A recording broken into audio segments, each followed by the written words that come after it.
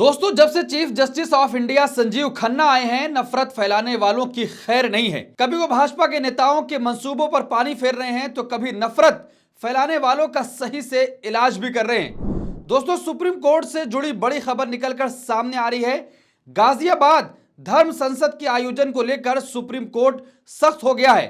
CJI Sanjeev Khanna तत्काल सुनवाई के लिए तैयार हो गए हैं।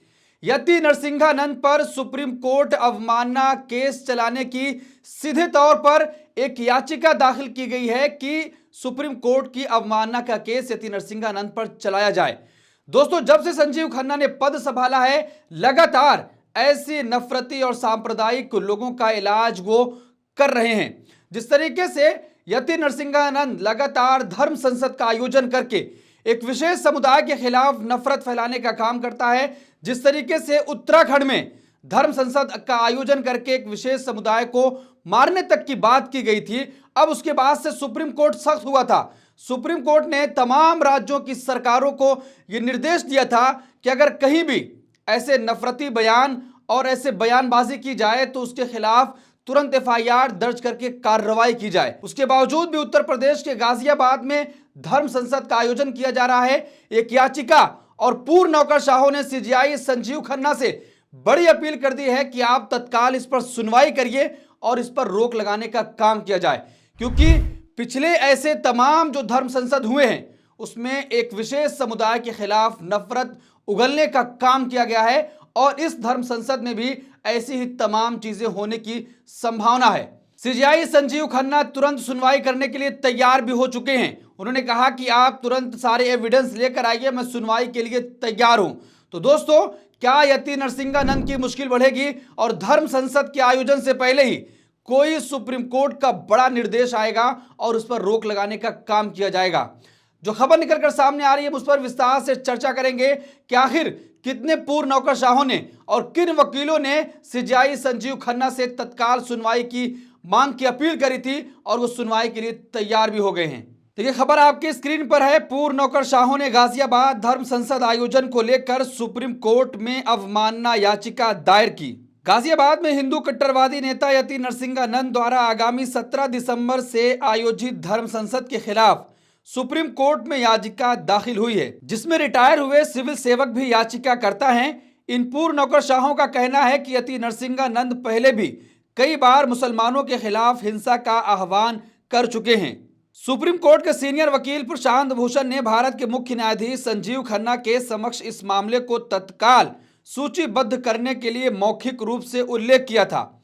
सीजेआई संजीव खन्ना ने भूषण से तत्काल आवेदन दायर करने को कहा है, जिसके बाद भूषण ने एक आवेदन दायर कर दिया है। तो दोस्तों, जिस तरीके से इससे पहले भी जितने भी धर्म संसद का आयोजन किया गया था, मुसलमानों के खिलाफ नफरत फैलाने का काम और उनको मारने का आह्वान भी दिया गया था। जिस तरीके से उत्तराखंड के धर्म संसद के बाद से लगातार देश में यह सवाल होने लगा कि आखिर देश की अदालतें क्या कुछ कर रही हैं और वहां पर बैठे जज क्या कर रहे हैं। उसके बाद से सुप्रीम कोर्ट ने एक निर्देश दिया था तमाम राज्य की सरकारों को कि जहां भी ऐसे नफरती भाषण और ऐसे जहरीले बयान दिए जाएं, उस पर तुरंत कार्रवाई की जाए, गिरफ्तारी की जाए, एफआईआर दर्ज की जाए। उसके बाद से धर्म संसद के आयोजन पर रोक लगी थी, धर्म संसद का आयोजन नहीं किया जा रहा था। लेकिन अब कई साल गुजर जाने के बाद फिर से यति नरसिंहानंद नफरत फैलाने के लिए धर्म संसद का आयोजन गाजियाबाद में कर रहा है। 17 दिसंबर से 21 दिसंबर तक ये धर्म संसद चलेगी और पूरी संभावना, जो नौकरशाह पूर्व हैं जिन्होंने याचिका दाखिल की है, वो कह रहे हैं कि पूरी संभावना है कि उसमें मुसलमानों के खिलाफ नफरत और जहर फैलाने का काम उस धर्म संसद से किया जाएगा। इसीलिए सुप्रीम कोर्ट तुरंत प्रभाव से उस पर रोक लगाए। अब सीजेआई संजीव खन्ना सुनवाई के लिए तैयार भी हो गए हैं। देखिए, अदालत का रुख करने वाले वरिष्ठ नौकरशाहों और कार्यकर्ताओं में रिटायर्ड आईएएस अधिकारी अरुणा राय और आईएफएस अधिकारी अशोक कुमार शर्मा, देव मुखर्जी और नव रेखा शर्मा, योजना आयोग की पूर्व सदस्य सैयदा हमीद और सामाजिक शोधकर्ता विजयन एमजे शामिल हैं। याचिकाकर्ताओं ने कहा कि गाजियाबाद जिला प्रशासन और उत्तर प्रदेश पुलिस जानबूझकर सुप्रीम कोर्ट के आदेशों की अवमानना कर रहे हैं, जिसने सभी सक्षम प्राधिकारियों को सांप्रदायिक गतिविधियों और नफरत फैलाने वाले भाषणों में शामिल व्यक्तियों या समूह के खिलाफ स्वतः कार्रवाई करने का निर्देश दिया है। याचिकाकर्ताओं का कहना है कि इस धर्म संसद की वेबसाइट और विज्ञापनों में इस्लाम के अनुयायियों के खिलाफ कई सांप्रदायिक बयान शामिल हैं जो मुसलमानों के खिलाफ हिंसा भड़काते हैं। दोस्तों, आपको याद होगा कि यति नरसिंहानंद ऐसे लगातार नफरती बयानों की वजह से जाना जाता है। कई बार पुलिस ने ऐसे तमाम मामलों की वजह से गिरफ्तार किया, लेकिन फिर से जमानत पर यति नरसिंहानंद बाहर है। और अब धर्म संसद का आयोजन करके, जिसमें याचिकाकर्ताओं ने साफ तौर पर कहा कि जो विज्ञापन जारी किया गया है उसमें इस्लाम के अनुयायियों के खिलाफ गलत बयानबाजी की गई है जो साफ तौर पर हिंसा को भड़काने का काम करते हैं, तो इस पर तुरंत कार्रवाई का निर्देश देना चाहिए।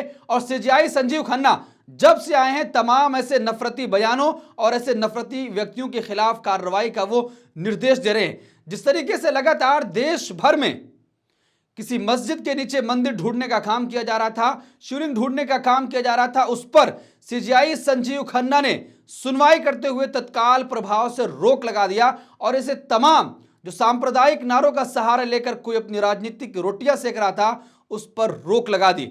और जिस तरीके से हाई कोर्ट में बैठे एक जज ने एक विशेष समुदाय के लोगों को न जाने किन किन शब्दों से नवाजा, उसके बाद सुप्रीम कोर्ट कॉलेजियम ने उसको दिल्ली तलब कर लिया। सुप्रीम कोर्ट ने तमाम ब्यौरा मांगा कि आखिर आपने किस आधार पर ऐसी तमाम चीजें कर दी हैं।